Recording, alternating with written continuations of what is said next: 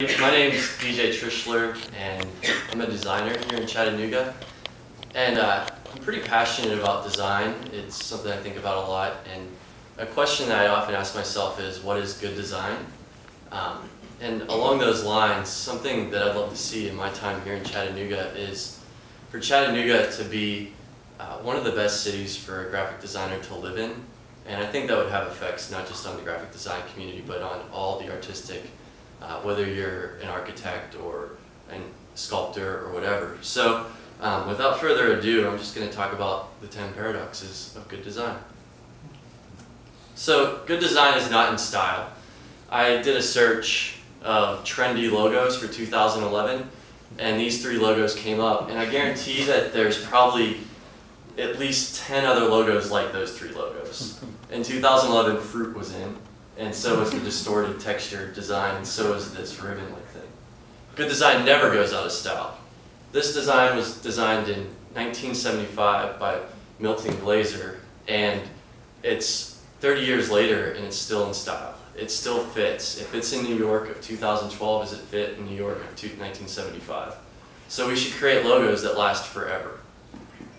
Good design follows the rules. A bunch of designers are in here. I'd ask you to raise your hands if you own Gotham and if you've licensed Gotham. A rule is to pay for fonts. Jeremy Dooley is a type designer, and Robbie is a type designer, and they spend tons of time doing what they do to create beautiful fonts, which is the secret to our work. And we should pay for them. That's a rule we should follow. Good design should break the rules, though. This is the 2012 London logo. It's unlike any other Olympic logo ever. People hate it. I happen to love it because it breaks all the rules. People talk about it. It was on the London Times front cover of saying like the no logo or whatever. But it's different. It has 2012 in it. It has London in it. It has the Olympics. Good design requires collaboration. We need to work together like they're doing at the Glass House Collective. I can't do it on my own. I'm a designer, but I work with Jonathan, who's a writer. I work with Jeremy, who's a type designer.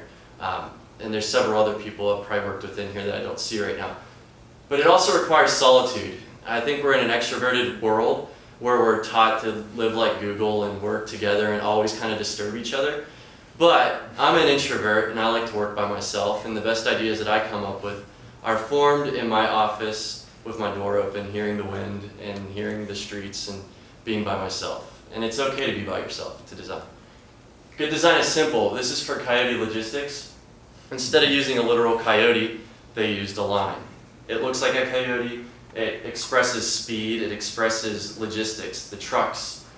It's simple, it's really recognizable, it's iconic. However, good design is very complicated. To get that logo, they went through at least 30 different drafts to get to that point, which I think is just kind of a little bit. I think they actually probably went through hundreds of drafts to get to that point. That's what I could find at the moment. And then that doesn't include all the meetings and just like bashing your head up against the wall, trying to figure out what to do. Good design thinks about the client. A lot of us designers, we like to think we know everything, and we think we know everything about everything. And I think the only time that we create good design is when we get into the heads of our clients. So you who are not designers, you're as important in the role of creating good design as we are.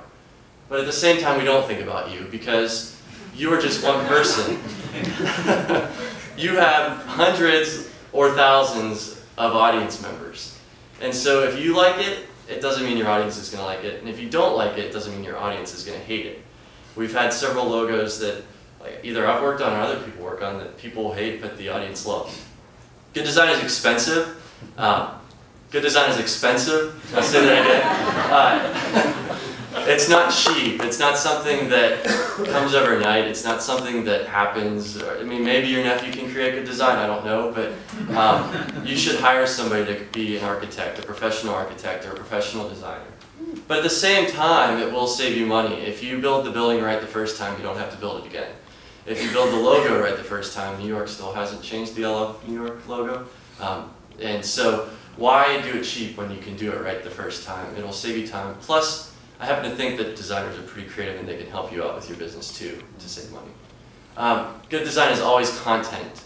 You have stories, those of you who are not designers, we design for you, and the best designs come from good stories. So you have a story, think about it. What does your company do? We don't just design logos out of the ether. We design them based off of what you do, and we find them. But it's never content. UPS logo, designed in 1961 by Paul Rand. One of the best logos ever. 2 years later, he went back to UPS and said, I need to fix it. They didn't let him because it would cost too much money. We're never content as designers. I mean, I'm looking at this t-shirt thinking there's a lot of ways I could have made it better. It just happens. Good design never changes. This goes back to timelessness. The Olympic logo has existed like this forever, and it's still awesome. It just doesn't change. If you took a loop out, it would look terrible. If you added something, it would look terrible. However, good design always changes. And you'll see here, this is for the Olympics in 1968, and the guy who designed it thought about the characteristics of Mexico. Yet, you still see the Olympic arches inside the logo. So it's pretty incredible if you can take a logo like the Olympic arch or whatever you're creating and make it modular to fit, whether it's the iPad or Mexico or whatever. If you're not thinking about technology, you're in a sinking ship. I mean, everybody in this room probably has a smartphone, and that's your audience. So you need to be thinking about designing for new technology, designing logos that fit on the smartphone, or designing websites that work on the computer and work on the mobile phone as well. At the same time, you really need to avoid technology because it can be a big vortex that you get stuck inside. And every one of the designers in here, we probably all saw the same creative crap today on Twitter, and so we're all seeing the same ideas, and then we're all going to create similar things. So if you walk in the park or go in any one of the parks that we heard about and just bring a sketchbook and a pencil, you'll come up with your best ideas. Design can't save lives. We have doctors in the room. We're not doctors. We can't resuscitate you. We're just not going to save your life. We can really try hard to, but we probably won't. And this is good design. That logo is going to last forever, and it helps protect people, but it won't save your life. However, design can save lives, and I think that this is a great example by Milton Glaser. A woman, her grandmother took the wrong medicine, and she almost died. But he designed a label and colors so that the grandmother would know what color to pick. Now Target uses it. But I would add too, the stuff like Glass House Collective and other things in the city where we're using creativity to help people's lives. That saves people's lives too. Thank you.